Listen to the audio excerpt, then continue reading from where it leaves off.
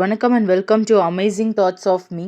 இன்னைக்கு நம்ம இந்த வீடியோவில் என்ன பார்க்க போகிறோம் அப்படின்னா, பிக் பாஸ் சைட்லேருந்து 4 ப்ரோமோஸ் ரிலீஸ் பண்ணியிருக்காங்க.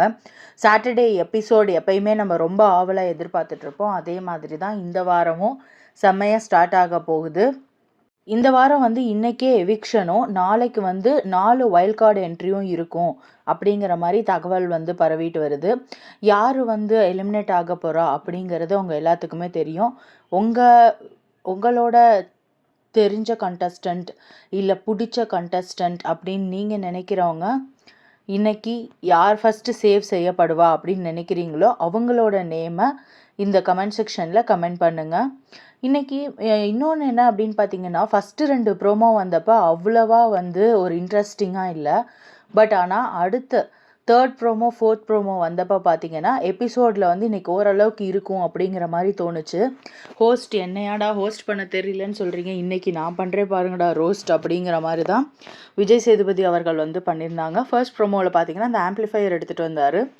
அதில் எடுத்துகிட்டு கத்தி தான் சொல்லணும் போல் அப்படின்னு சொன்னார். அது செகண்ட் ப்ரோமோவில் பார்த்தீங்கன்னா ஒருத்தர் பேராக பாயிண்ட் பண்ணி கேட்குறாரு. வினோத், ரம்யா, பார்வதி, திவாகர் இவங்களெல்லாம் பாயிண்ட் பண்ணி கேட்டார். அதுக்கடுத்து 3rd ப்ரோமோவில் பார்த்தீங்கன்னா திவாகர் அவர் ரோஸ் செய்யப்படுறாரு.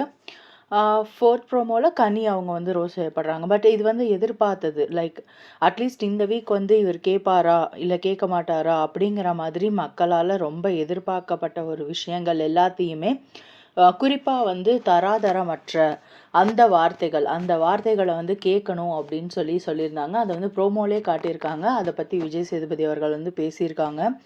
ஆக்சுவலாக ப்ரீவியஸ் சீசனில் கமல் சார் ஹோஸ்ட் பண்ணுறப்ப பார்த்தீங்கன்னா, அவர் வெளியிடுற ப்ரோமோவை பார்க்கும்போதே அவர் சொல்லியிருப்பார். அது யாருக்காக சொன்னார் அப்படிங்கிறத நம்ம டீகோட் பண்ணுறதுக்குள்ளே எபிசோடு வந்துடும். பட் ஆனால் இப்போல்லாம் அந்த மாதிரி ப்ரோமோஸ் வரதில்ல. பட் ஆனால் இன்றைக்கி தரமான எபிசோடு இருக்கும் அப்படிங்கிற மாதிரி எதிர்பார்க்கலாம் அப்படின்னு தோணுது. ஸோ நிறைய கண்டஸ்டன்ட்ஸ் இந்த வாரம் அவங்களோட ட்ரூ கலர்ஸ் வெளியில் வந்தது அப்படிங்கிற மாதிரியே சொல்லலாம். ஆனால் சும்மா கத்துறதுனால எந்த பிரயோஜனமே கிடையாது. பாசிட்டிவ் பாருவாக இருப்பாங்க அப்படின்னு பார்த்தா அவங்க பாய்சன் பாருவாக இருக்காங்க. அதுதான் ரொம்ப கஷ்டமாக இருந்துச்சு.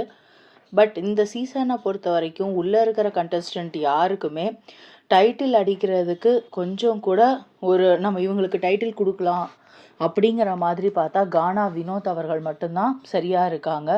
பட் ஆனால் அவருமே சில தப்புகள் அங்கங்கே பண்ணுறாரு. அதெல்லாம் அவர் திருத்திக்கிட்டாரு அப்படின்னா ரொம்பவே நல்லாயிருக்கும். அவர் எதை நினச்சி பண்ணுறாரு அப்படிங்கிறது தெரியல. அவர் அதை சேஞ்ச் பண்ணிக்கிட்டாரு அப்படின்னா அவருக்கு இன்னமுமே வாக்குகள் இந்த அன்அஃபிஷியலில் பார்த்தீங்கன்னா 3 lakhs ப்ளஸ் வாக்குகள் வாங்கியிருந்தார். அது இந்த சீசனில் ஹையஸ்ட் வாக்குகள். ஸோ அதை கானா வினோத் அவர்கள் வாங்கியிருந்தாங்க. பார்ப்போம் இன்றைக்கி எபிசோடில் என்னென்ன ரோஸ் செய்யப்படுறாங்க, யார் யாருக்கு எப்படியெல்லாம் திட்டு கிடைக்குது, அதுக்கப்புறம் அவங்களோட கேம் எப்படி இருக்க போகுது அப்படிங்கிறது எல்லாமே பொறுத்திருந்து தான் பார்க்கணும்.